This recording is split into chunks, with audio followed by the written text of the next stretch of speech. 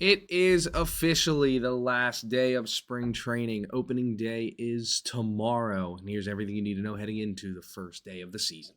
First things first, your champions of spring training, the Atlanta Braves. Most games won. They went 21-7-2 this spring. If you guys care about spring training, if that's any sign heading into the season, the Atlanta Bravos are looking good.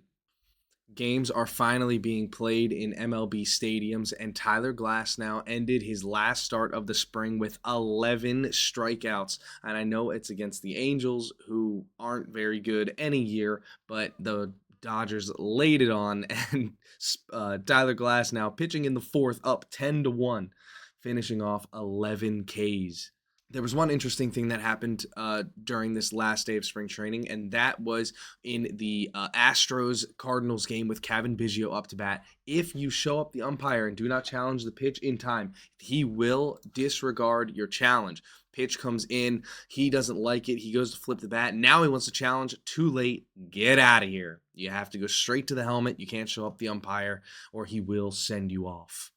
Something else that was fun that happened, Skip Schumacher came out to take his pitcher out of the game. He gave him a tap on the chest and said he was making the opening day roster. Very cool. Carter Balmer told mid-game he was going to be with the squad for opening day, not going back to AAA. That's got to be somewhat of a trip to hear that during the game, all the starters around him, giving him his pats. We got our first taste of Edwin Diaz coming out to the trumpets. You see him on the Jumbotron. It's an unofficial debut for the Dodgers at Dodger Stadium because it's still spring training, but kind of fun to see him come in. The highest paid relief pitcher in all of the MLB history. Speaking of the Rangers, look out for Jack Leiter. That was a 90-mile-per-hour changeup mixed with a 99-mile-per-hour fastball right at the bottom of the zone. He is going to be absolutely nasty. Take a look at these two pitches overlaid thanks to Rob Friedman pitching ninja.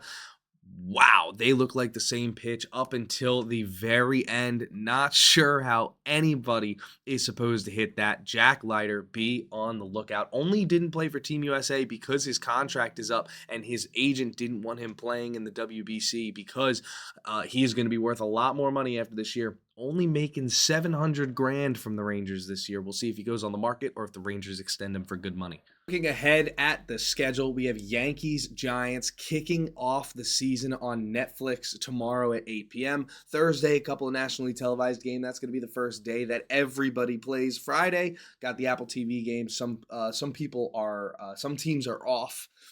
Because come Saturday, everybody will be playing again to round out the weekend on Sunday Night Baseball, Sunday night. A couple of young buck extensions. Pete Crow Armstrong secures a big extension from the Chicago Cubs. He is going to be a Cub for a long time. Very high strikeout rate, but plays plus defense in center field. He hits for power and may be an MVP candidate if he can cut down on the swing and miss.